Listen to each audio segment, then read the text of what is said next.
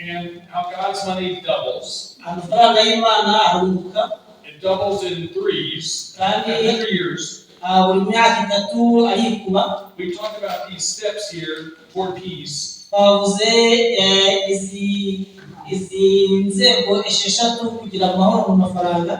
All of our training is already on the flight strap that your leaders have.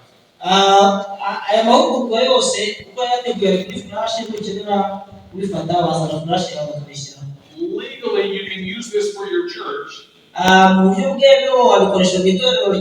You can use it for other churches.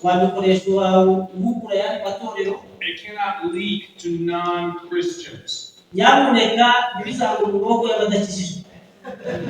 Okay. We don't want to give this wisdom away. Galatians 6:10 says to be good to everyone.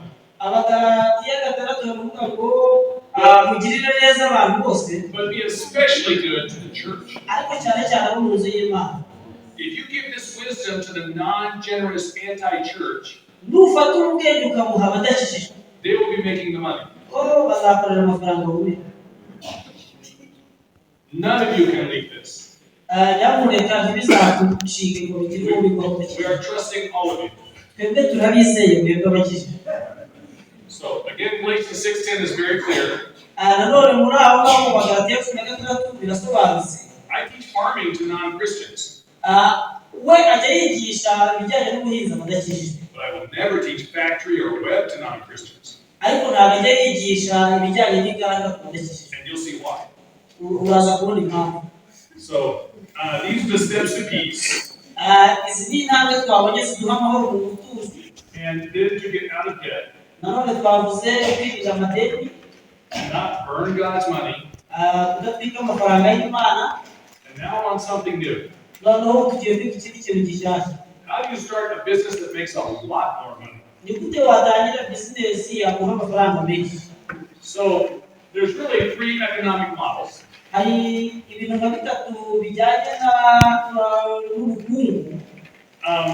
There is farming, factory, and web.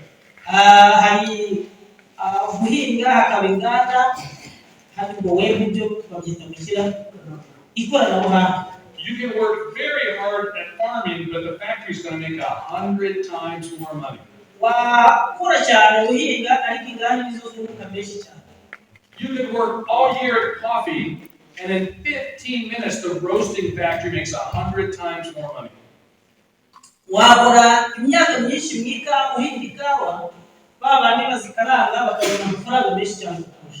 5 kilograms of roasted coffee from a factory is worth more money than a truckload of raw green coffee.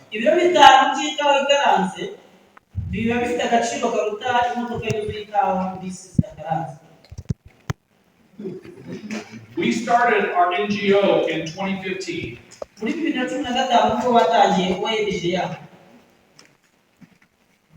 With how do you move Africa to factory and web data in 1 generation for 100 times the wealth?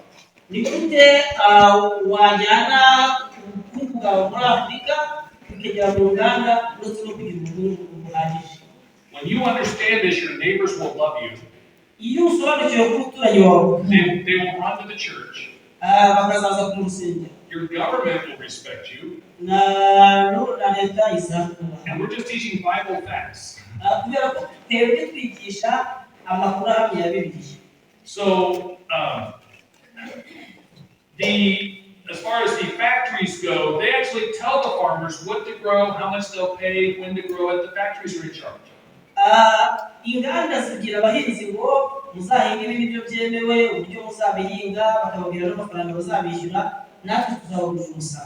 How can you move from farming to factory? You're going to need to form cooperatives, groups, so that you can do the factories. A milling factory costs about $4,000 or $5,000.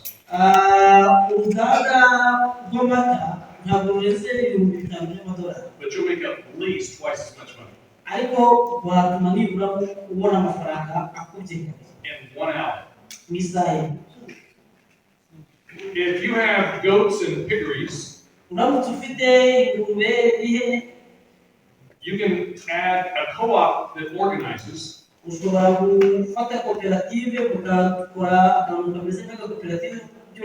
you add a butchery, you'll make twice the money in 2 hours.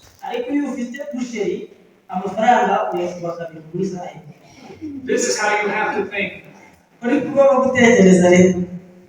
You're leaving all that money on the table for some non-Christian.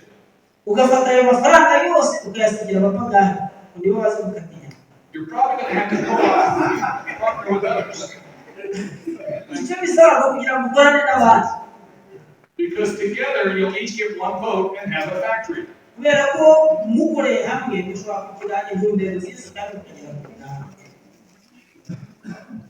And make so much more money. When you have a factory, half the profits go and buy more machines.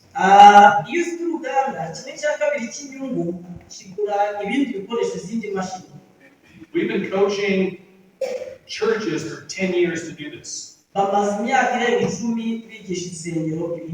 In East Uganda is a city called Mayugi.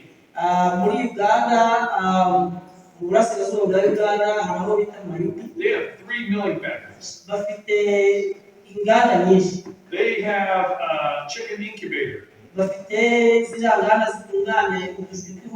They get 1,000 chickens every week. The church, there might be 100 people own one milling factory, 200 people own a chicken incubator.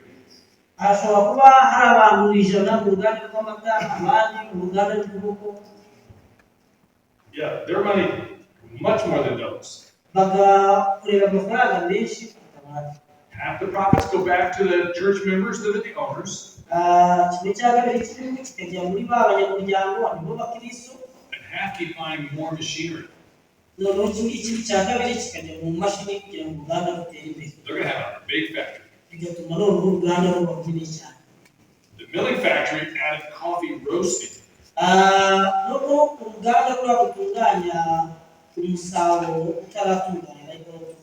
Another milling factory added chicken incubator.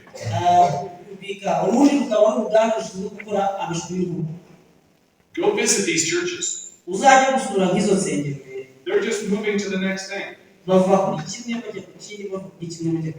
So we can tell you which machines to buy, which factories, suppliers, and we can give you contracts to help you.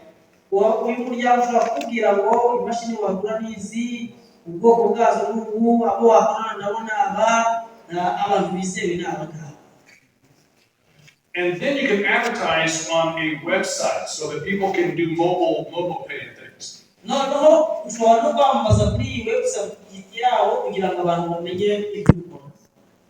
have a web trainer named Israel.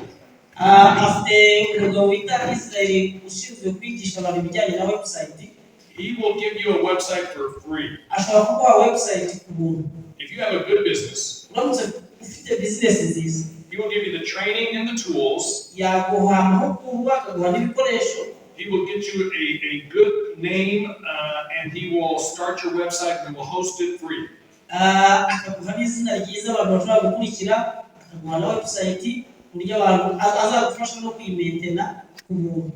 Now, we're hoping to find one person in the city, one person in your church, and then they can help keep making your website better.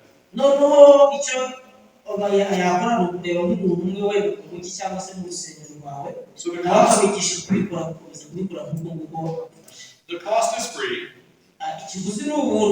but you really need one person here so you can tell them you want this blue, not green. So you can just tell them all the things you want.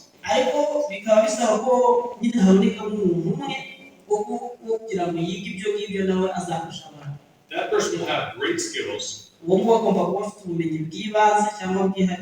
But the non-Christians, they'll make more money than doctors. If he's really good, I have companies in America that can pay him.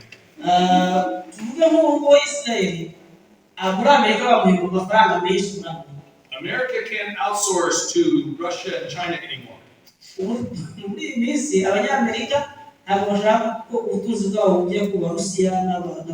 We need millions of African web developers. A very good skill. And we have complete training. We have over 400 slides of training for web development. And free tools as good as anything in the web. So I said there are 3 models. For this data generation, they now tell the factories what to make.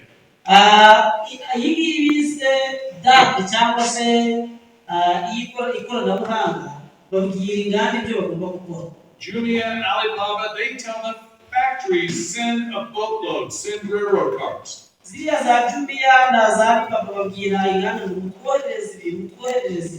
So why are there only 3? Why isn't there a 4th business model? You can't improve on this business model. When you own all the data and information,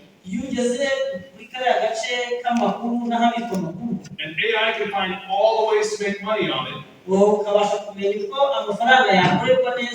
how do you improve on all control and all ways to monetize it?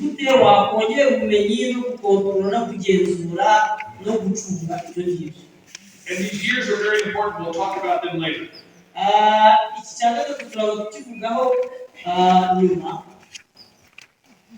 Because something big happened in 2015.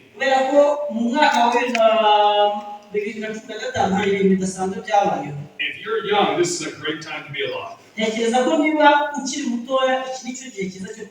The people alive in 1900, they made 100 times more money in the industrial age.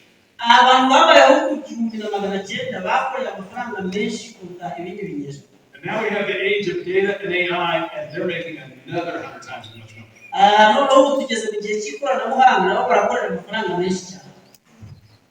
So when we coach businesses, we tell them that you must keep full control of your business. You must own everything.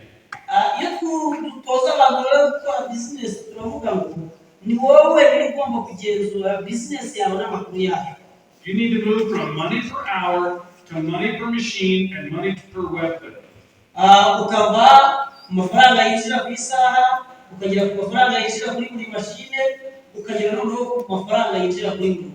All the big companies go direct to the customer. There's no person between the store and the customer.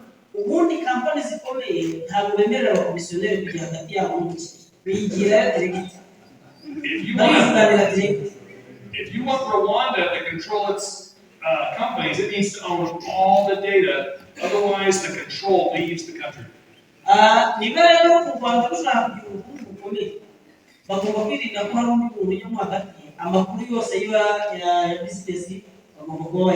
It's just like factories that left in 1900. You need to control the name of the website, the contracts, the social media names. You need to control everything.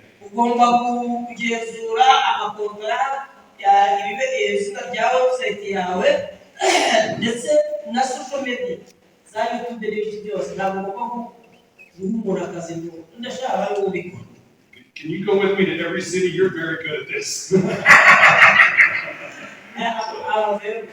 Okay, it's heavy on the 7th. So you must sustain for 3 generations by putting your succession plan in your bylaws. You must write it down. What happens if you die?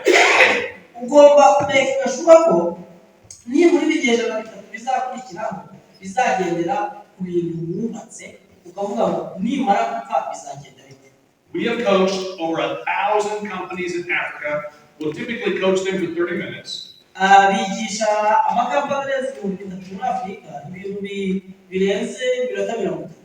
All of them have to have a plan to be 100 times bigger. They have to write down their plan to be 100 times bigger.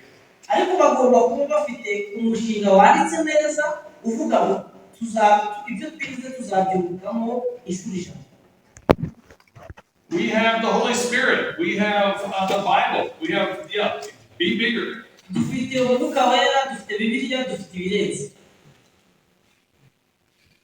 So who starts the company? Ikibazo rero ninde utangira company? It always starts with who's the idea, who's the innovator, the founder. That's the owner. Uwo witwa utangira n'ufite igitekerezo, ufite intego cyangwa se uzi intumbero y'ikintu ushaka kugeraho. This building started with a blueprint, a paper design. Iyi nyubako yatangiye ari plan ku gipapuro. I can do that. I can architect paper designs. Nawe ubwe ashobora kwandika, ashobora gukora plan, gushushanya plan. But I have two sons that can actually build the metal and the wood. Ariko abahungu be babiri bashobora kubaka amatafari, bakubaka bagashyiraho n'inzugi n'ibyuma n'ibiki byose. So if this person can't finish it, they'll go find someone that can finish it, and then there's two owners. Iyo rero uri ufite igitekerezo atabishoboye neza, ajya gushaka undi muntu umufasha kugira ngo babishyireho, tuvuge wenda babishyire ku mpapuro bimere neza. No one else is an owner in your company. Nta wundi muntu ugomba gutunga kampani yawe. Now, you might need somebody that can communicate and do sales. Ushobora gukenera umuntu uzagufasha mu kuvugana n'abakiriya cyangwa kugurisha, ariko si umukomisiyoneri tumaze tubyibuka. This person might be the highest paid because they can sell. Ashobora guhembwa amafaranga menshi kumva aragurisha. But they don't own the company like this person or those two people. Ariko ntabwo ari we, ntabwo akora nk'aho kampani cyangwa se kuri wamufasha kugurisha ku murongo. You don't give up any ownership unless you really need help to finish the product. Rero ntabwo kintu ugomba gutanga cy'igitekerezo cyawe kereka mu gihe wumva ko ukeneye ubufasha bwa wa muntu ugufasha kubishyira mu murongo. And you will have competitors. Kubera ko uhora ufite abantu bakwigereranya. If you're great at sales and your competitor has very unhappy customers, this is what you're going to advertise a lot. Niba ufite company bamuke bakaba abakiriya babo bivuvura, aho nuhera wamamaza rero sasa. If your product is really different and they have no skills there, this is what you'll advertise a lot. Niba bizaba ari nziza ariko bo bakaba badafite ubumenyi bwo kuzicuruza, aho nuhera rero sasa. If you do something different, like you deliver directly to the customer, and all they do is make you come to the store, you're going to advertise that you finished that product. They have a blind spot. Niba wowe abakiriya bawe batwaza, bo bakaba bavuga ngo muzaze kugifatira ku ruganda, ahubwo ushyira imbaraga mu kugira abantu mu gihe wenda batwaza. Let me look ahead for a second. Nope. Okay. So these people have a gift from God. They can start with a blank sheet of paper. If you've already written the book, a teacher can teach the book. But if you have the gift of knowledge, you can write the book. When you start a company, you hire people that can all start with a blank sheet of paper.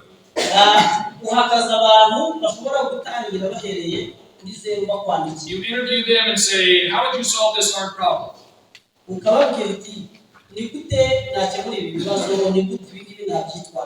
And if they tell you they need someone else first, then don't hire that person.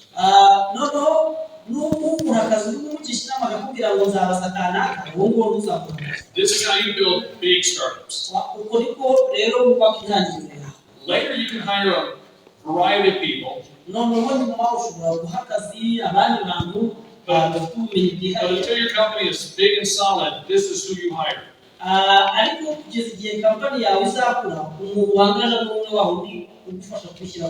We've been coaching companies in East Africa for 10 years.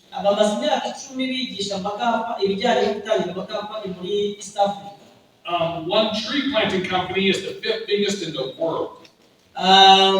Is it tree? Tree planting. The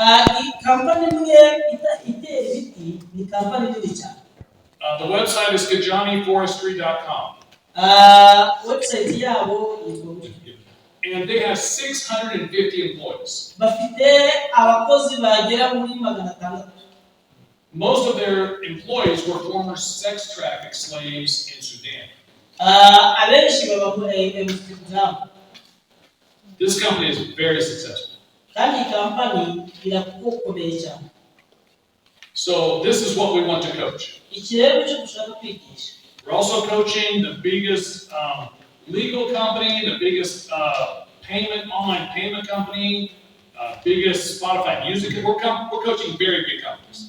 Muri porogaramu yawe kugiramo kampani zisanzwe zemewe n'amategeko, kampani zikora mu ikoranabuhanga n'ibindi. So these are the best books Ibi rero ni ibitabo byiza ushobora gushaka ukaba wasoma for bigger companies. ku bijyanye no kugira kampani nini. So this is the best book, how to sell to contracts, partners, customers. Kiriya cya mbere kiravuga uburyo wagurisha, uburyo wahura n'abakiriya. This is the best book on creating franchise that we'll talk about next. Kiriya cya kabiri kivuga gutangira amaburanshi matoya. For building products. Ibijyanye no kubaka produit zawe. And for doing contracts with investors. Noneho ibijyanye no kugirana amakontara n'abashoramari. It's always better if you keep 100% of your company. Nk'uko yabivuze biba byiza iyo 100% bya kampani yawe biguma mu biganza byawe. So this is just a quick version of our training. Ibi ni ibijyanye no gufasha mu mahugurwa yacu. We actually have 400 slides on how to start a company. Nk'uko yabivuze bafite amasede arenga 400 y'amahugurwa. All of our advanced training is in 3 separate columns. Buri mahugurwa aba yanditse kuri ibyiciro bitatu. This column you can share with your competitors. You can share with your enemies. Aka gace ka gatatu ushobora kugasangiza mukeba wawe cyangwa se umwanzi wawe. Ariko ka kabiri ibanga. The first time someone comes to you and gives you training.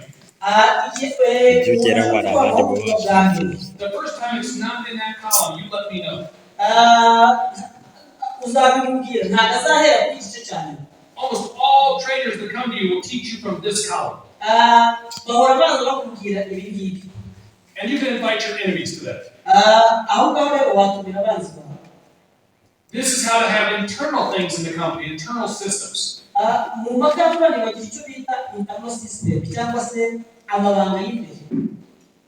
And this is 10 times, this is worth 10 times more. What's the best training out there? And what's the best of public information? This is the information that's not in books. This is what we're going to share today. But again, and this is 10 times more than that. Christians have to have control of these companies. They have to protect, like patents and copyrights. They have to protect their inventions. And we'll talk a lot more about some of these. So we have talked about starting a company. Now we're going to go into this data and AI. And do you have that handout? No, it's okay. Regretfully, we don't have a lot of these, so maybe one per couple or one per church.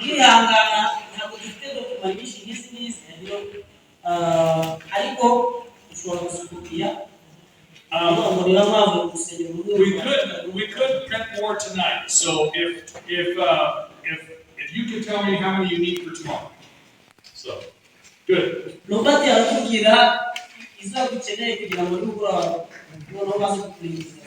So these are more advanced. These take a little bit more math and ICT.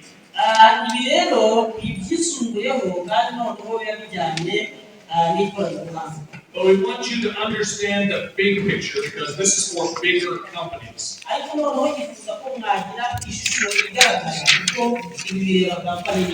We really don't know any other big ideas except these.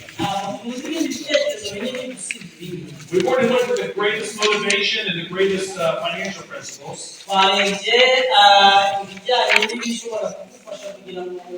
The greatest startup, the The greatest startup tips and books. noneho ibitabo byagufasha. Now we will look at something that's bigger than the industrial age. noneho tugiye kureba ibirenze inganda nyizi. And also the fastest growth strategy. nanone amahame yagufasha gukura byihuse. And how you invest for 100 times more money. uburyo noneho washora imari inshuro zirenze ijana. You'll be very glad you came today. kandi ndabizi neza ko uzishimira kuba wabona yawe. No one will understand all of this today. nta muntu usobanukiwe ibiri kugeza uyu munsi. But you really need to see this. ariko twakugira ngo nawe ubyibone. So now we're going to start with data. tugiye kureba noneho ikijyanye n'amakuru. This is the most famous business coach. wanditse agace ko hejuru ni umutanga amahugurwa w'icyamamare. He says the only thing that matters is to have a different product and message and market it really well. That's the only thing that matters.